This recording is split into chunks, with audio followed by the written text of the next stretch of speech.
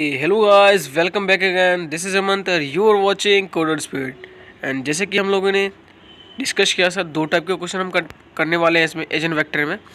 आपके दो ही टाइप के क्वेश्चन बनते हैं एजेंट वेक्टर में, जिसमें हम एक टाइप के हमने क्वेश्चन कर लिया जिसमें लैम्डा की जो वैल्यू आ रही थी वो जो तीन वैल्यू आ रही थी, तीनों अलग अलग यानी डिफरेंट आ रही थी।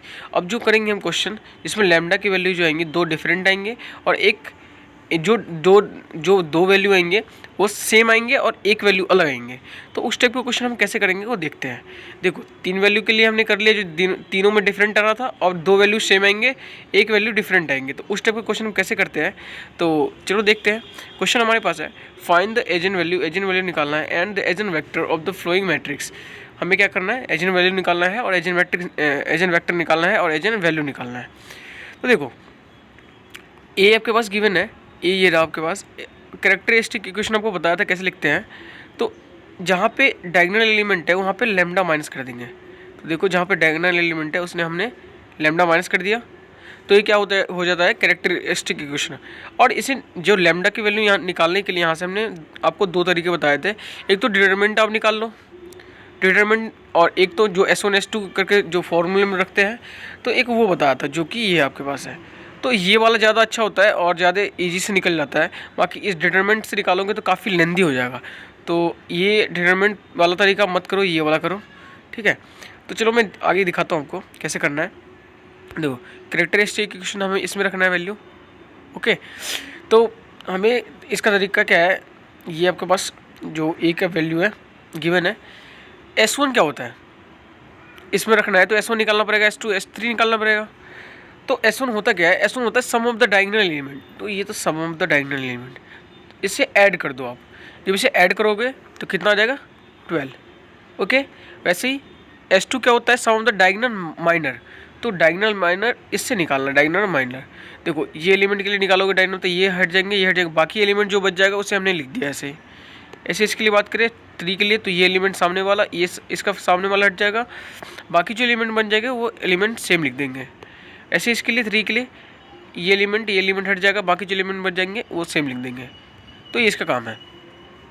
तो सम ऑफ द डायगोनल माइनर आपको निकालना था, इसका डिटरमिनेंट निकालो, 3 3 9 हो जाएगा, और ये माइनस का 1, 6 3 18, एंड 2 2 4, एंड ऐसे ही 6 3 6 कितना हो जाएगा 18, एंड माइनस का ये 2 2 4, क्योंकि दो माइनस लगे हैं, एक माइनस फॉर्मूला में होता है।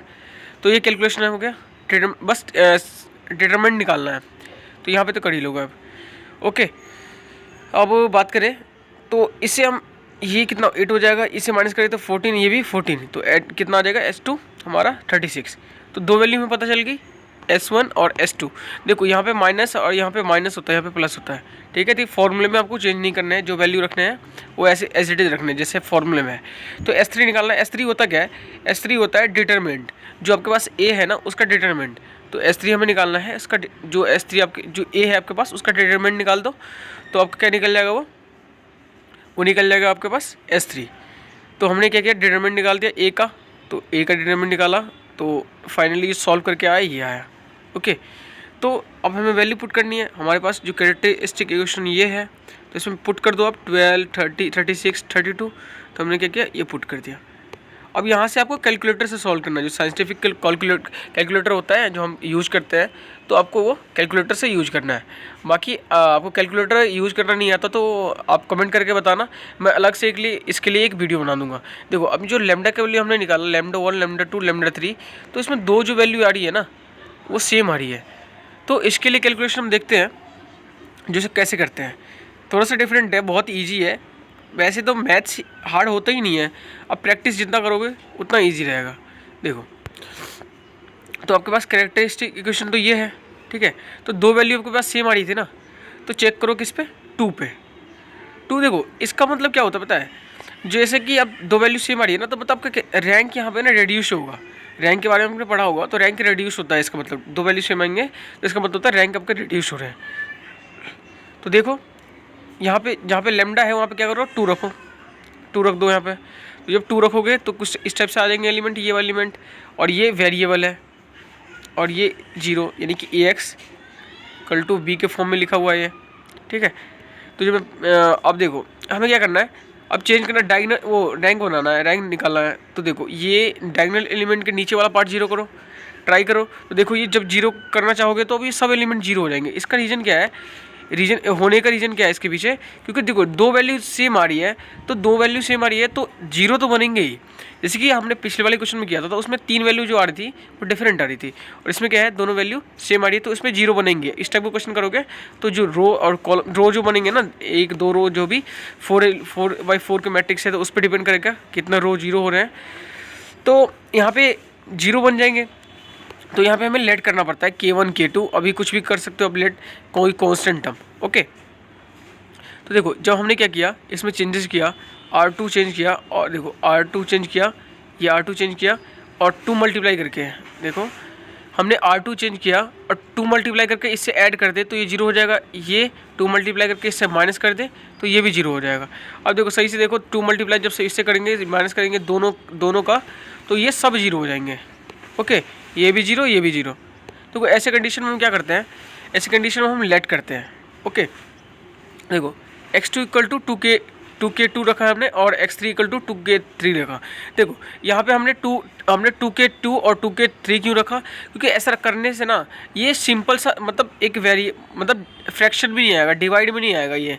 और यदि k1 रखते हो ना, k1 यहाँ पर रखोगे, k2 वो भी रख सकते हो आप, k1 k2 भी रख सकते हो, पर आपको ऐसे एलिमेंट रखना है अपने हिसाब से ताकि वो ईजी, मतलब ईजी आए, फ्रैक्शनल मतलब रूट में ऐसा करके नहीं, कुछ डिवाइड में करके नहीं है। ओके, तो हमने रखा 2kx2, 2k3 और 2k2। तो देखो जहाँ पे x2 है यहाँ पे रखो 2k2 रख दिया, x3 की जगह पे आपको क्या रखना है 2k3। तो जब रखोगे ये आ जाएगा, अब ये वैल्यू आ गई आपके पास। देखो यहाँ से हमने 2 हटा दिया है, 2 को निकाल के 0 से डिवाइड हो जाएगा ये, तो 2 हट गए यहाँ से और बच गए ये। अब आपने क्या रखा, x2 की वैल्यू और x3 की वैल्यू जो लेट किया वो रख दिया, तो आपके पास ये आ गया। अब देखो यहाँ से 2 कॉमन आ जाएंगे सब में, तो सब में 2 कॉमन आ जाएंगे, तो x की वैल्यू निकल जाएगी ना यहाँ से। तो चलो देखते हैं आगे कैसे निकालते हैं इसे, x1 की वैल्यू देखो। तो यहाँ से क्या करें, 2 कॉमन ले लो और 0 से डिवाइड हो जाएगा, फिर वो हट जाएगा। तो x1 की जो वैल्यू आ जाएगी, क्या आ जाएगी, k2 माइनस k3। तो देखो x1 की जो वैल्यू आ गई आपके पास क्या आएगी, k2 माइनस k3। अब यहाँ से देखें हम, ये जो k2 की वैल्यू है और k3 की वैल्यू है।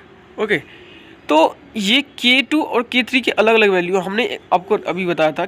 x2 इक्वल टू हमने रखा था 2k2 और x3 इक्वल टू रखा था हमने 2k3। ओके, तो देखो जो k2 वाला पार्ट है वो अलग लिखेंगे, k3 वाला पार्ट अलग लिखेंगे। देखो जो k2 वाला पार्ट है और जो k3 वाला पार्ट है उसे अलग अलग लिखना है हमें।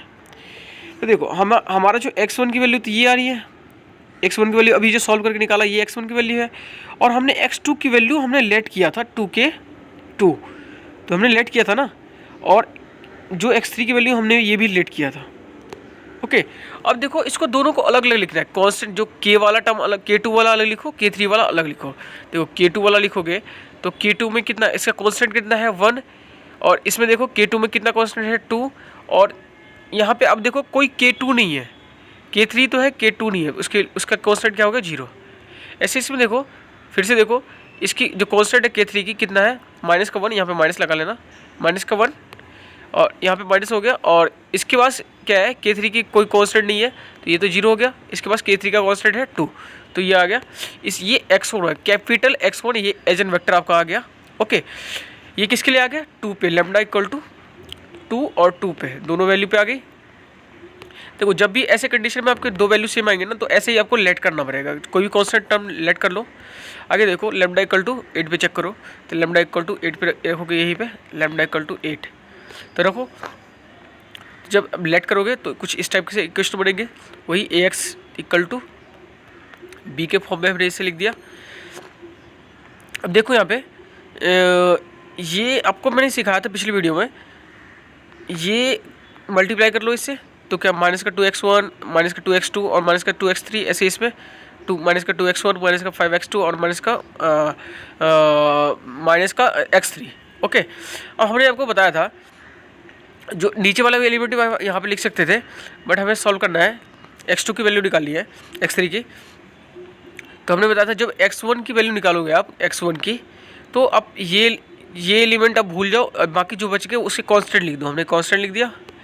x2 की वैल्यू निकालनी है तो अब ये एक टर्म भूल जाओ, बाकी के एलिमेंट लिखो। तो ये एज इट इज़, पहले इसके आगे वाला एलिमेंट आता है और फिर इसके पीछे वाला एलिमेंट, वही हमने क्या किया यहाँ पे लिख दिया कांस्टेंट इसके टर्म।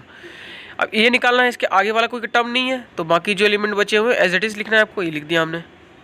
अब क्या करना है, इसका डिटरमिनेंट निकालना है। अब क्या करना है, इसका डिटरमिनेंट निकालना है। तो डिटरमिनेंट निकालोगे आप तो मल्टीप्लाई करना है, ऐसे ऐसे करते हैं और माइनस करते हैं। तो अब डिटरमिनेंट निकालो, माइनस का क्या प्लस का क्या हो जाएगा 2 और प्लस का कितना 10, ऐसे ही ये मल्टीप्लाई कर ही सकते हो आप। तो ये वैल्यू आ गई और प्लस माइनस करके आप जब इसे करोगे तो ये आ गया, देखो 12 आ जाएगा। ऐसे करने पर -6 और ये 6। ओके, अब क्या करो, देखो यहाँ पे आप 6 कॉमन ले सकते हो ताकि मतलब छोटा सा बन जाए, कैलकुलेशन थोड़ा ईजी लगे देखने में। तो आपने क्या किया, यहाँ से कॉमन ले लिया 6, तो 2 बच जाएगा, माइनस का 1 और ये 1। तो ये आ गया x3 की वैल्यू, कैपिटल X3 की वैल्यू। ओके, तो आपका एजन वेक्टर एक ये 2 तो निकाल ले चुके थे पहले, और तीसरा जो हमारे पास आया, तो तीसरी वैल्यू आपके पास आ गई है। ओके, तो 2 वैल्यू जो एजन वेक्टर आपको निकालना था आपने निकाल लिया। अब इसी को क्या बोलते हैं, वो हम इसी को बोलते हैं मॉडल मैट्रिक्स भी बोलते हैं। ओके, तो अभी के लिए इतना ही। Take care, bye bye.